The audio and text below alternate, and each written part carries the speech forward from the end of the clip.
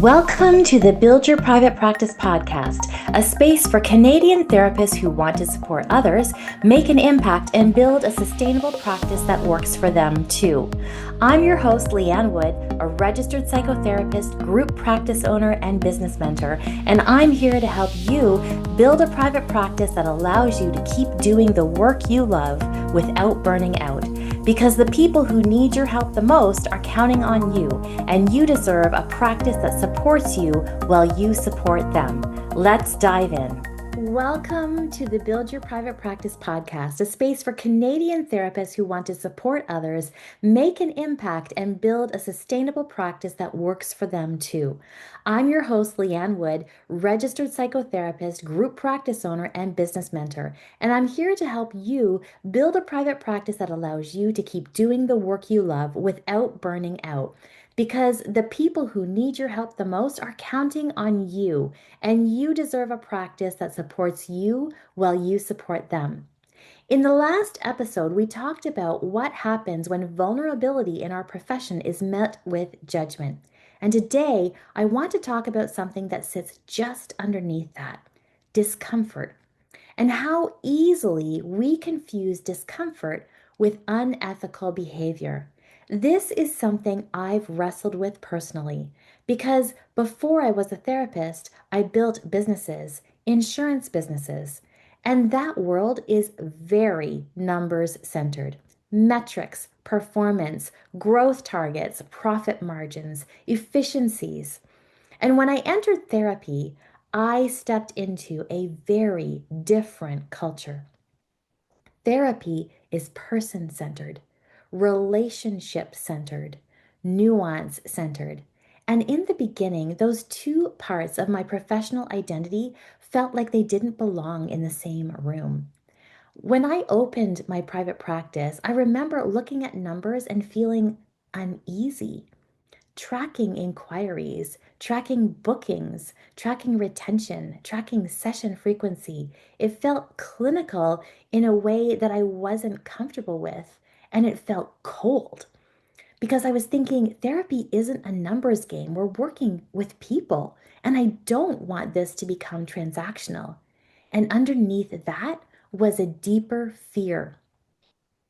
If I started looking at metrics, did that mean I cared more about business than about people? And that tension was real for me. I had come from a world where numbers drove decisions, and now I was in a profession that's built on empathy, and I didn't want to betray that. So for a while, I avoided looking too closely. I told myself that being person centered meant focusing only on the relational work. But eventually, something shifted, and I realized something important. Some metrics in private practice aren't about money, they're about client outcomes, and they tell a story. If a client comes for 3 sessions and never returns, that's data. If clients consistently plateau at the same point in therapy, that's data. If referrals spike and then drop, that's data. If retention improves when certain processes are adjusted, that's more data. Metrics don't erase humanity, they illuminate patterns. And when we pay attention to patterns, we can improve care. If our metrics show that clients aren't achieving what they came to therapy for, that isn't a business failure. It's an invitation towards professional development, toward supervision, toward additional training, and toward refining our approach. Looking at data doesn't make therapy less person centered. In many ways, it makes it more because it forces us to ask questions like: are people getting what they need here? Are we truly helping? Are we measuring impact, or are we just assuming it? And that realization changed the way I saw business tools in private practice. They were no longer the opposite of ethics, they were part of them.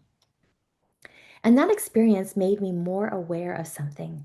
Just because something feels unfamiliar, just because something challenges how we were trained, just because something activates discomfort, it doesn't automatically make it unethical. Sometimes it's just new. Sometimes it's stretching us, and sometimes it's exposing a gap in our training. And if we're not careful, we label that discomfort as wrongdoing.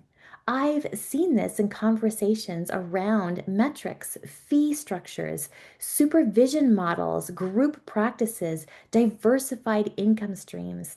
The pattern often sounds like, that feels too business focused, or that doesn't sit right, that seems off. But off isn't the same as unethical. I remember very clearly a moment early in my supervision journey. I saw another supervisor post online about their supervision model. It was creative, out of the box, structured differently than anything I had personally seen. And I had two reactions at once. The first reaction was, that's different. And the second reaction was, I don't know if that's allowed. And then I watched the comment section. The responses were brutally harsh, not curious, not exploratory, just definitive. That's unethical. You shouldn't be doing that. That's inappropriate. And I remember thinking, that's interesting because I don't actually know if it's unethical. So instead of commenting, I did something else.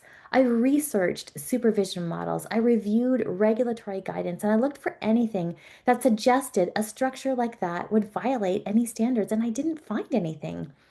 It wasn't at all how I would have structured supervision, and it certainly wasn't what I was trained in.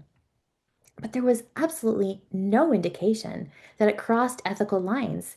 It was unfamiliar, and unfamiliar had quickly been labeled as unethical. I often think and wonder about how that supervisor must have felt reading those comments. The courage it takes to share something publicly, to innovate, to try something different, and then to be met with certainty and condemnation. That is not a culture of learning. That's a culture of rigidity. And this is where I want to slow us down. Ethics are absolutely essential. We need guardrails, we need accountability, and we need regulatory standards. But ethics are defined, they're outlined, they're grounded in policy and professional bodies. Personal preference is different. Training background is different. Comfort level is different.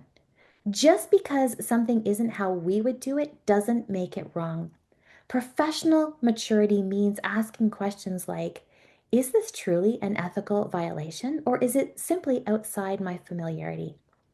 Because those are very different questions. When we conflate discomfort with unethical behavior, we create a few unintended consequences. We discourage innovation and we silence creative approaches. We make therapists afraid to think differently and we push growth underground.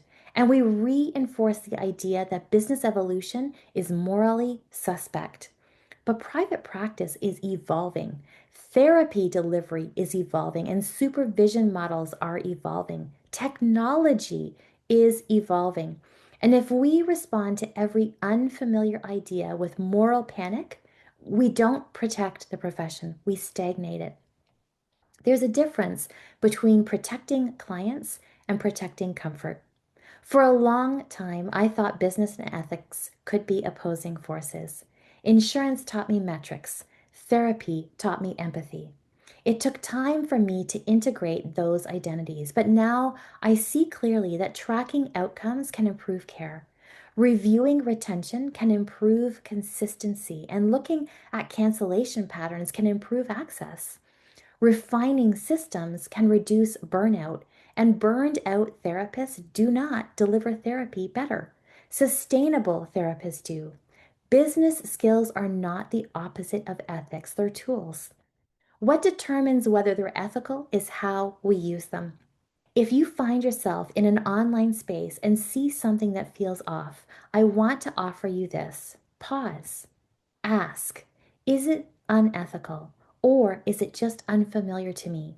Have I reviewed regulatory standards or am I reacting from training bias?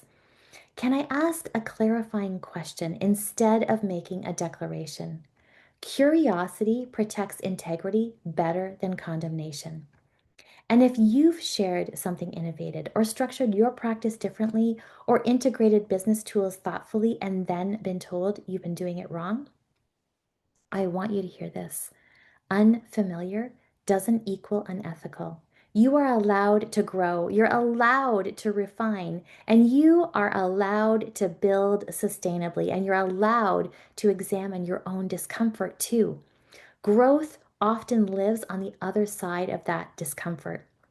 The culture of private practice is shaped not only by how we respond to each other online, it's shaped by how we respond internally when something stretches us. When metrics first felt wrong to me, it wasn't because they were unethical. It was because they challenged my identity. And once I integrated them in a values aligned way, they strengthened my work. Maybe the invitation here isn't to become more certain. Maybe it's to become more curious. We can hold strong ethical standards and we can allow space for innovation. Those two things are not opposites.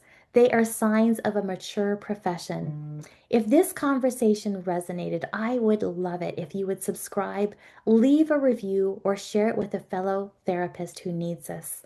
Remember, the work you do matters. Thanks for being here. Keep showing up, keep holding space, and keep building a practice that works for you too. I'll see you next time.